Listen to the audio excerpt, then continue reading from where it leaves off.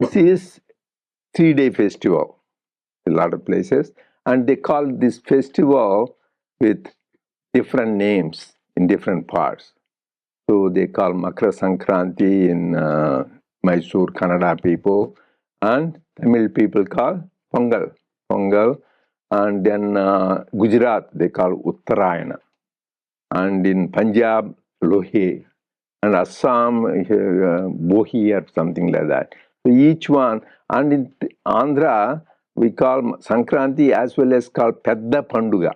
Pedda Panduga means the big festival, because this day is very special. So not only it is a big festival because the whole family comes together, but this is the day they offer some offerings to the elders, Pitru Yajna, their parents, departed parents and grandparents and all that, thinking about them. They offer food and clothes. Actually, Haima cooked special yesterday for my father and mother. Just offered to them, just inviting the spirits to express gratitude for what they have done to that.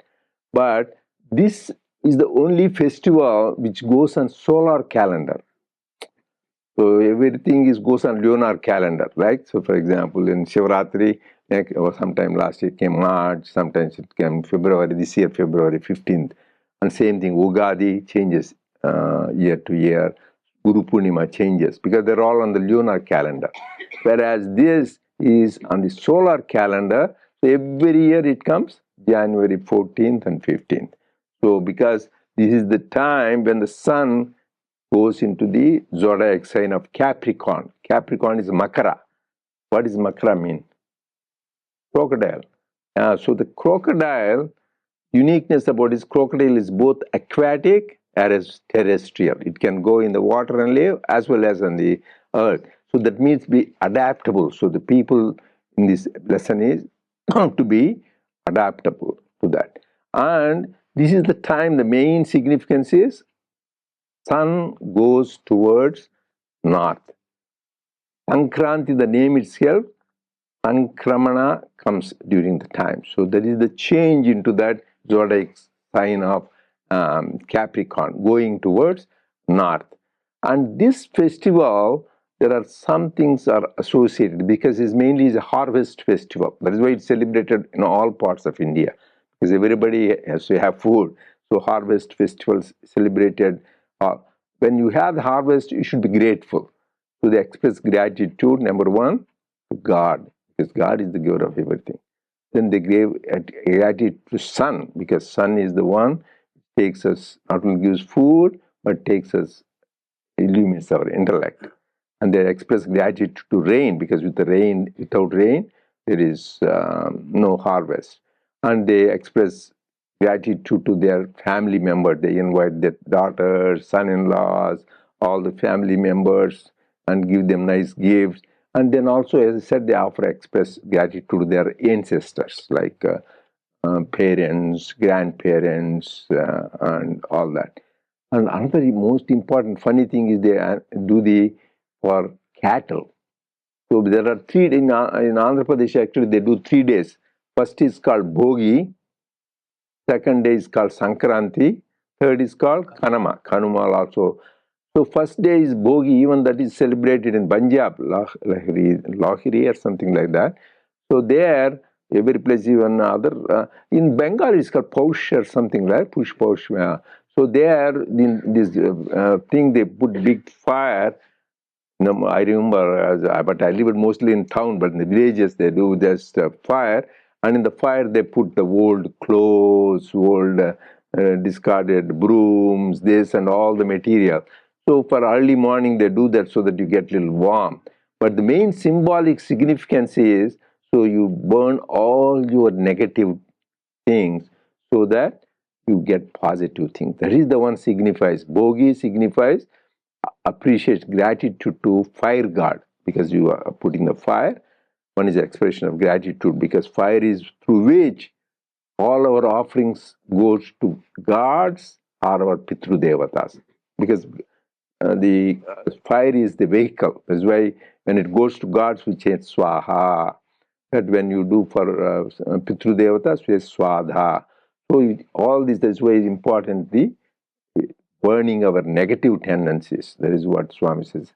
And second thing is, this is the day they take dip in the holy rivers like Ganges, Yamuna, Godavari, Krishna, Kaveri, all those holy rivers, and even any other river we have, they take a holy dip. Actually, there are big crowds. Last year, I wanted to, but people scared me off. Don't go Mahakumbha Mela. You remember?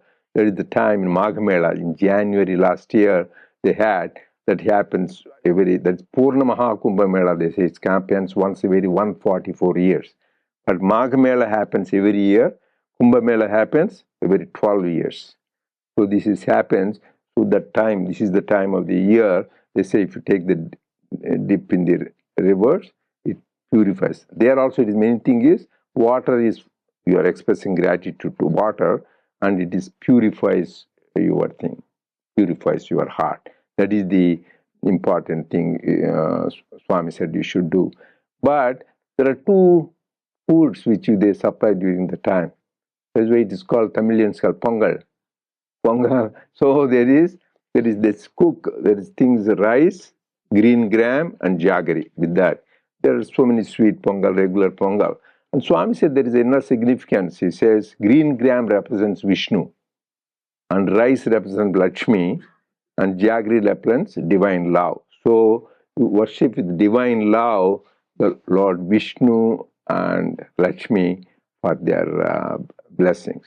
And also there is some, I don't know whether in Andhra we have, they're till good. That means sesame seeds with jaggery, they make little balls and offer. That is also symbolic of for the good health and things. These are all associated little things. But main thing is the third day, Kanuma Panduga, that is the day they decorate the cattle, with wash them, so to show appreciation even for the cattle, the cows, for helping in their having the harvest. So main thing is attitude of gratitude. That is what Swami is telling. And the most important, send greetings for some of you, most important is Sankramana is, the sun is going towards north is Himachala. Himachala is Himalayas. What is Himachala? Achala. Hima means, Hima is snow. Hima is snow. Achala means steady. So Hima means snow is what? Is white. Right? Snow is white, pure, and is also cool. Similarly, our heart should be pure and it should be cool and calm. And Achala means it doesn't, it moves things, animals, we all move, but mountain Himachal is only steady. Achala doesn't move. Chala means move, Achala. So it is, one aspect is purity and coolness, another is steadiness. Similarly, our faith should be steady and our heart should be pure, cool, and calm. So that's why when you go towards that, so says our mind and intellect go towards Atma, wherein we have purity of the heart, where we get rid of all our negative tendencies by burning in the fire, which they do, and purifying with the sacred waters. Then we can direct our Atma towards faith, towards God, self-realization. So then we'll all be enlightened. So that is the significance. So you should celebrate Sankranti with that spirit. Then we'll. I think I covered major points what to do. So you can anyway. This is very wonderful, and because this is the time onwards, all the important functions like people do the marriages, are doing things, wait for this Uttarayana period. And who is the one who waited for this time? Bhishma, yeah. Bhishma waited for Uttarayana. He has, because he's what is called Ichha Mrityu. He can leave his body anytime he wants. None of us have it. So he could leave. So he waited. Poor man was on the bed of arrows because of his bad karma, bad association with Duryodhana, for 56 days. Because he had to get rid of all his bad blood. And then that is the time he gave, being on the bed of arrows, he gave the Vishnu Sahasranamam. He taught Dharmaraja, and he get many other stories stories, morals, and ethics, and all that. And so that is the importance why he had to wait. Actually, I was there in Vrindavan. Vrindavan is where Swami stays near Bangalore. So I was there, and then Swami has this evening session. And that evening, Swami went up and again came down. Came down, and then this thing, there is a deer. Swami has in his compound, they have birds, they have got monkeys, they have got these deers and goats and all that. So this deer, Swami came down, usually doesn't come down. And he asked him to bring the deer. It came. Swami took it and put it in his lap.